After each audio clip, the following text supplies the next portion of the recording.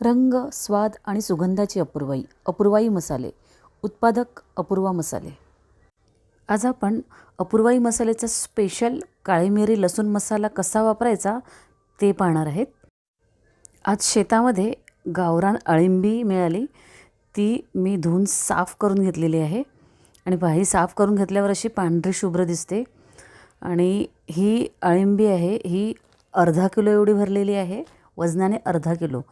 आणि आपलं हे जे काळी मिरी लसूण मसाल्याचं पॅकेट आहे, हे एक पॅकेट आपण अर्धा किलो वस्तूसाठी, म्हणजे अळिंबी घ्या, मशरूम घ्या, पनीर घ्या, कोणतीही वस्तू घ्या, अर्धा किलोसाठी आपण हे पूर्ण पॅकेट वापरत असतो. आपण हा एक इन्स्टंट मसाला बनवलेला आहे. हा मसाला वापरला की आपल्याला दुसरा कोणताही मसाला वापरण्याची आवश्यकता भासत नाही. अगदी मीठ देखील वापरावे लागत नाही.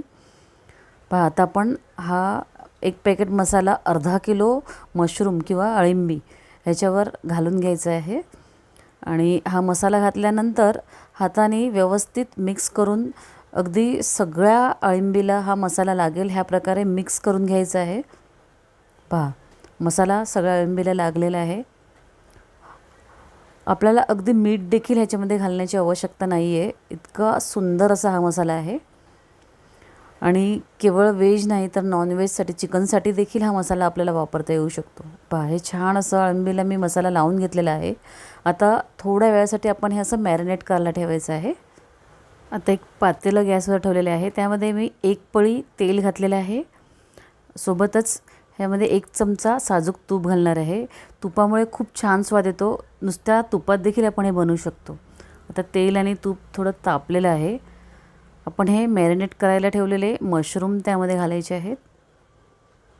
पहा, अगदी व्यवस्थित मॅरिनेट झालेले आहेत. त्याला थोडंसं पाणी सुटलेलं आहे, त्यामुळे खूप छान असे मॅरिनेट झालेले आहेत. आणि आता हे मशरूम आपण तेल आणि तुपामध्ये घातलेले आहेत. पळीच्या साहाय्याने हे छान परतून घ्यायचे आहेत. पहा, खूप छान रंग देखील आलेला आहे. आणि अगदी आपल्याला ह्याच्यामध्ये मीठ देखील घालायची आवश्यकता नाही आहे, पाणी पण घालायचं नाही आहे. असंच आपल्याला फ्राय करून घ्यायचं आहे. पहा, असं छान परतून घेतल्यानंतर व्यवस्थित करायचं आहे आणि झाकण ठेवायचं आहे. झाकणावर थोडं पाणी घालून आपण 5-10 मिनटं शिजवून घ्यायचं आहे. पहा, झाकणावरचं पाणी आता आटलेलं आहे. आपण उघडून पाहूया. हे मशरूम आपले बऱ्यापैकी शिजलेले आहेत. तुम्हाला दिसेल थोडंसं पाणी देखील सुटलेलं आहे. पुन्हा एकदा आपण पळीने हे असं व्यवस्थित मिक्स करून घ्यायचं आहे.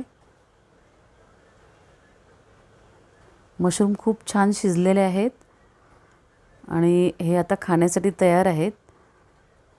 आपण आता याच्यामध्ये केवळ थोडी कोथिंबीर चिरून घालूयात. पहा, कोथिंबीर चिरून आपण घातलेली आहे. आणि छान असे हे मशरूम खाण्यासाठी तयार आहेत. ही काळी मिरी लसूणमधील हे मशरूम भाकरीबरोबर खायला अतिशय उत्कृष्ट लागतात.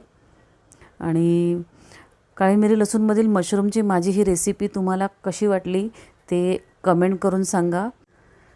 काळी मिरी लसूण मसाला वापरून आपण इतर देखील अनेक रेसिपी बनवू शकता. ज्याला स्वयंपाक करता येत नाही तो देखील हा मसाला वापरून स्वयंपाक करू शकतो आणि अशी सुंदर रेसिपी बनवू शकतो. तर ह्या मसाल्यापासून आणखी काही रेसिपी मी दाखवणार आहे, तेव्हा आपल्या चॅनल पाहत राहा. आणि तुम्हाला ही रेसिपी आवडली असेल तर लाईक करा, कमेंट करा आणि आपल्या चॅनलला सबस्क्राईब करायला विसरू नका. धन्यवाद.